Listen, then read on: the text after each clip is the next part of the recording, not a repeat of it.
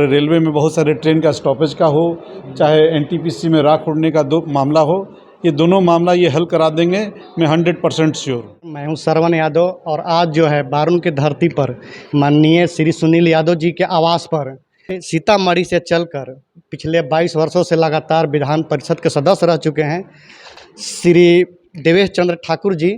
तो हम आइए इनसे बात करते हैं सर का इधर आने का उद्देश्य क्या है, और हम एक बार सर से चाहेंगे एक बार खुद से सर अपना परिचय दे दीजिए ताकि इधर के दर्शक भी सर आपके बारे में जान जाए।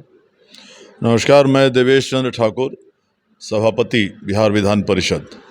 विगत 4 टर्मों से तिरहुत स्नातक निर्वाचन क्षेत्र से विधान परिषद में हूँ। 2 बार निर्दलीय रहा, 2 बार पार्टी से जनता दल यूनाइटेड से हूँ। बिहार सरकार में मंत्री भी था, और जब मंत्री था 2008 से 2010 तो औरंगाबाद जिला का प्रभारी मंत्री भी था। इसलिए यहाँ के बहुत सारे लोगों से परिचय है, बहुत स्नेह और प्यार मिला है यहाँ के लोगों से। और आज मैं इस बार स्वयं भी लोकसभा चुनाव लड़ा हूँ जनता दल यूनाइटेड की तरफ से, राष्ट्रीय जनतांत्रिक गठबंधन से, सीतामढ़ी लोकसभा से। और हमारा चुनाव ख़त्म हो गया 20 तारीख को। तो उसके बाद शिवहर लोकसभा भी हम लोग गए घूमने, मोतिहारी भी गए, और आज काराकाट में घूमने आए हैं। जी सर। इसी उद्देश्य से आज औरंगाबाद आए हैं। तो हमने सोचा वहाँ चुनाव में घूमने से पहले चल के सुनील जी से और यहाँ जो हमारे परिचित लोग हैं इनसे सबसे मुलाकात कर लो। इसी कारण आज यहाँ पर उपस्थित हुआ। जहाँ सर आप चुनाव लड़े हैं, सूत्रों से या न्यूज़ के माध्यम से हम लोग को ये मालूम चल रहा है काफ़ी कांटे की टक्कर है। आरजेडी के जो अर्जुन राय कैंडिडेट हुए वो काफ़ी मजबूती से वहाँ चुनाव लड़े हैं। 4 तारीख का इंतजार कर लें, आपको पता चल जाएगा कितना मजबूती से लड़े। कहीं ना कहीं सर ये बैस वोटर भी सर वहाँ फैक्टर दिखा रहा है कि बैस वोटर का टिकट कटने के कारण बैस जो पार्टी से थे उसका असर ये हुआ कि सर आरजेडी में वो वोट जो कन्वर्ट हुआ है।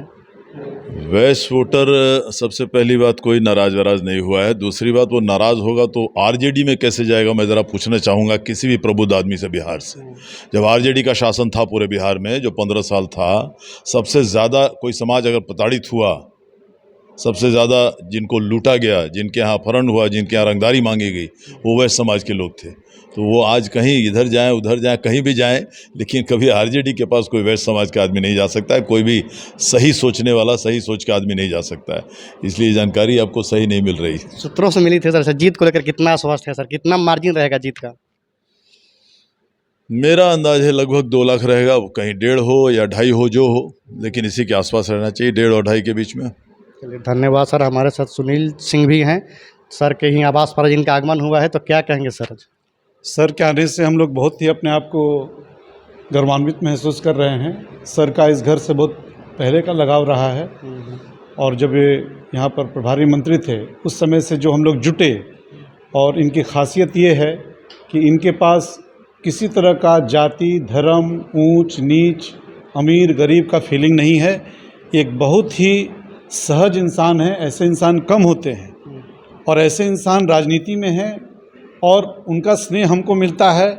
और हर अच्छे वक्त पर, बुरे वक्त पर, इलेक्शन, हर समय सर का आगमन यहाँ होता रहा है, जिसके लिए कि हम बहुत ही इनके प्रति आभारी हैं।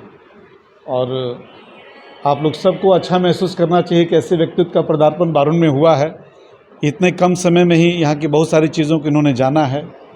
एक तरफ विकास हो रहा है तो कहीं कहीं दिक्कतें भी हो रही हैं। कुछ समस्याओं को हमने बताया है, इनके संज्ञान में है। इनके संज्ञान के माध्यम से ये बिल्कुल राष्ट्रीय पटल पर मैटर चला जाएगा। चाहे हमारे रेलवे में बहुत सारे ट्रेन का स्टॉपेज का हो, चाहे एनटीपीसी में राख उड़ने का दो मामला हो, ये दोनों मामला ये हल करा देंगे, मैं 100% श्योर हूँ।